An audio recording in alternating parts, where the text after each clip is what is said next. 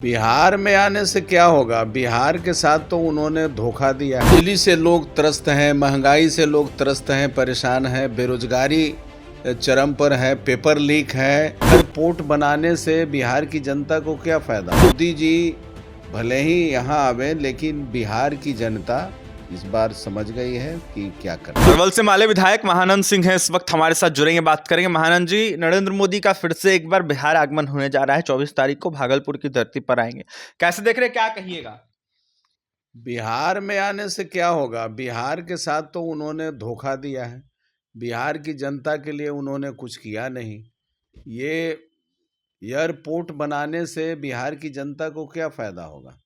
ये जो सड़क माला योजना जो बना रहे हैं, तो इस सड़क माला योजना से किसानों के जमीन का दखल करके उनका उचित जो मुआवजा मिलना चाहिए था 2013 का जो नियमावली है, उस नियमावली के भी धत्ता उड़ाई जा रही है। तो मैं समझता हूँ कि मोदी जी भले ही यहाँ आवे, लेकिन बिहार की जनता इस बार समझ गई है कि क्या करना है। लगातार बीजेपी बिहार प्रदेश अध्यक्ष दावे कर रहे हैं, कह रहे हैं कि 2025 में जो है भारी बहुमत से जीत दर्ज करेंगे, एनडीए की जीत दर्ज होगी, रिकॉर्ड तोड़ बहुमत मिलेगा। इस तरीके का दावा कहां तक? बिजली से लोग त्रस्त हैं, महंगाई से लोग त्रस्त हैं, परेशान हैं, बेरोजगारी चरम पर है, पेपर लीक है।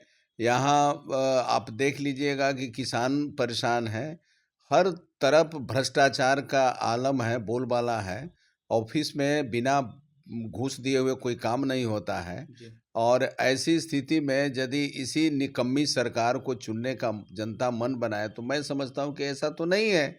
जनता समझ गई है कि ये निकम्मी सरकार है, और इस निकम्मी सरकार 20 साल हो गया ना, 20 साल मौका दिया गया, और 20 साल में इस सरकार में करीब 1/3 से ज़्यादा लोग गरीब महागरीब हो गए। सरकार का सर्वे दावा कर रहा है कि 6,000 से कम आमदनी वाले करीब 95 लाख लोग हैं। तो 95 लाख लोगों के दुर्दशा के जिम्मेवार कौन है?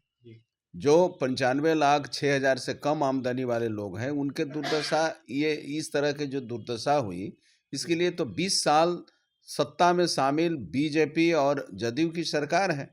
बीजेपी इससे कन्नी कटाना चाहती है, लेकिन आप 20 साल तक सत्ता में शामिल रहे हैं, तो आप भी गुनहगार हैं, ज़्यादा गुनहगार है। आप बीजेपी जब भी शामिल रहा है, तो देखिएगा कि पेपर लीक वाला मामला सामने ज़्यादा आता है। आनंद जी, आपने कहा 20 साल तक कुछ नहीं हुआ है, बिहार को कुछ नहीं मिला है। नीतीश कुमार ने कल अपने एक कार्यक्रम के दौरान कई तरह का दावा किया है। उन्होंने कहा है कि बिहार को काफ़ी कुछ मिला है, बिहार में लगातार विकास हो रहा है, बिहार विकास से अछूता नहीं रहा है। कहीं से भी पहले सोचा जाता था आने जाने के लिए राजधानी, लेकिन अब जाकर जो है 5 घंटे में जो है लोग पहुंच जाते हैं राजधानी पटना। तो ऐसे में विकास तो लगातार हो रहा है, विकास का होड़ लगा हुआ है, युवाओं को रोजगार दिया जा रहा है अनेकों विभागों में। इस तरीके के दावे कर रहे हैं नीतीश कुमार। जैसे देखिए, विकास का 2 मानदंड हैं। एक मानदंड है कि आप कुछ सड़क उड़क देख लिए, ये विकास का है।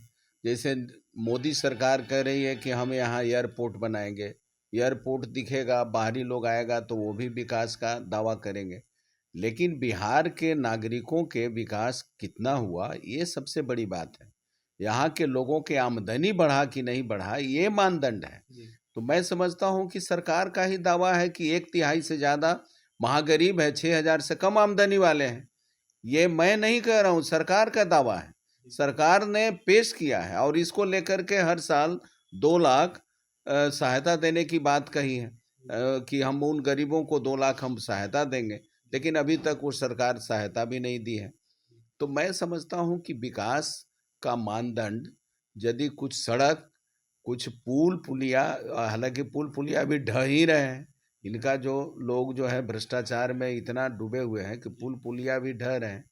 तो मैं समझता हूँ कि विकास का मानदंड वो नहीं है। विकास का मानदंड यहाँ जनता खुशहाल हुआ कि नहीं, उनकी आमदनी बढ़ी कि नहीं, ये मूल है। और यहाँ 1/3 से ज़्यादा लोग महागरीब हो गए हैं। अभी भी जाके देखिए कि महादलित टोलों में, खास करके मुसहर जाति के जो टोला है, मुसहर जाति के टोला में कोई भी लोक कल्याणकारी योजनाएं दिखती नहीं है। महानंद जी, एक सवाल रहेगा। नीतीश कुमार के सुपुत्र राजनीति में आने की बात हो रही है, कहा जा रहा है कि विरासत संभालेंगे नीतीश कुमार का, जदयू पार्टी को अब संभालेंगे, क्या कहेंगे आप? अब जदयू और ये सब का मामला है, उसमें हम लोग क्या बोलें।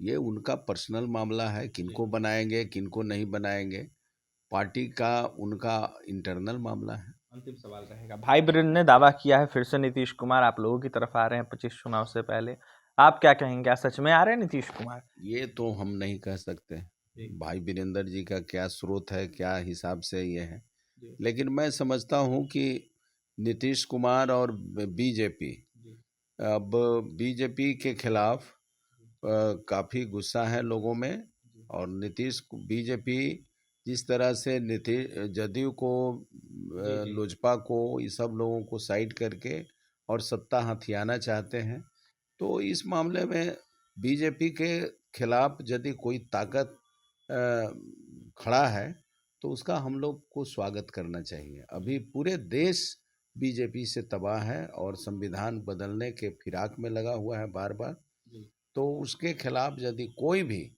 ताकत एकजुट हो रहा है तो मैं समझता हूं कि उसका स्वागत किया जाना चाहिए। जो कोई ताकत बीजेपी के खिलाफ खड़ा हो रहा है उसका स्वागत करेंगे माले विधायक और माले पार्टी।